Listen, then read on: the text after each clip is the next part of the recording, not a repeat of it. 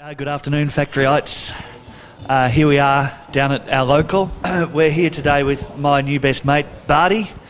Bardy represents Allen Heath here in Australia when he's in Australia. What have you got to say, Bardy? Well, this is a really nice pub. Now, you didn't expect that accent though, did you? You thought that was going to be from the UK. No. You arrived in Sydney on Sunday? I did. Got a bit of a, tan. Lovely, lovely. And can we hear some stuff about the iLive? Now, we've been pushing it here for a while, but with great results. We know the kind of job you guys have been doing here. It's been great. Got people back in the UK are aware of what's going on in Australia. We're very happy with what's happening. I think, as you guys know, the key things about the iLive is, first of all, it sounds amazing. And that comes from no matter who stands behind it. The report is always that it sounds great. The EQ feels and sounds like analog EQ.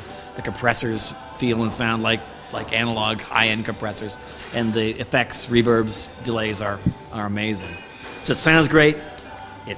It looks and feels like an analog console and easy to operate. That's the thing, isn't it? The ease of operation. Yeah, it's certainly for a company where we're coming from. I mean, we're a mixer company. We don't make drums, we don't make guitars, we don't make trumpets, and we don't make motorcycles. We only make mixers. The different frame sizes that they're available in, what are you finding is moving fastest for you? Not necessarily in this region, but worldwide. I mainly handle the Asian region, and so far the 144 has been the most popular frame size. I've sold some 112s. But my feeling is that the 80 is gonna outstrip that, just because of the frame size and the cost of putting together one of those systems is particularly good value. So I think that's actually going to be long term our best seller. But right now, the 144 is still the best selling. And things like continued research and development is obviously so important with this technology. What have you got in mind at Allen Heath? We've learned some things about how to bring technology down to certain price points, and without giving you too much information. It's all right, nobody watches this anyway. Yeah. Well, that makes me feel better. So, we obviously are going to take the technology that's in the iLive, and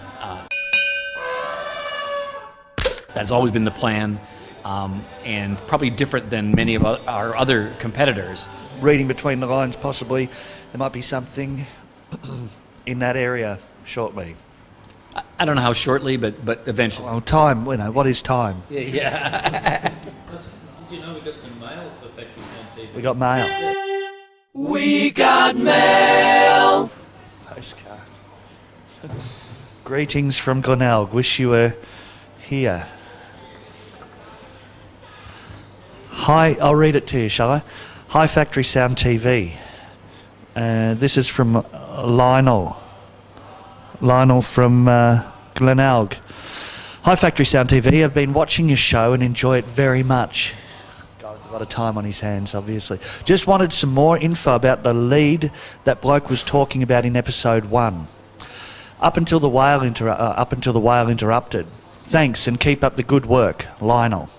That's lovely. If anybody else wants to send us any postcards, feel really free. And the address is here.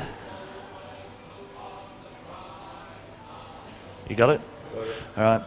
So, Lionel, that lead. Let's take a quick look at how these leads are prepared.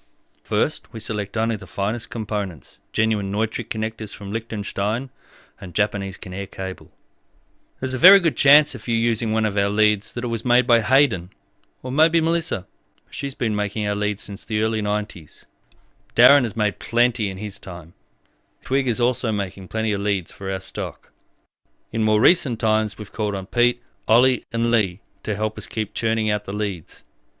We've never had Justin or Olga make a lead for us. Tone and Dean are another pair who have never made a lead here. But Artie has made plenty, so has Dan.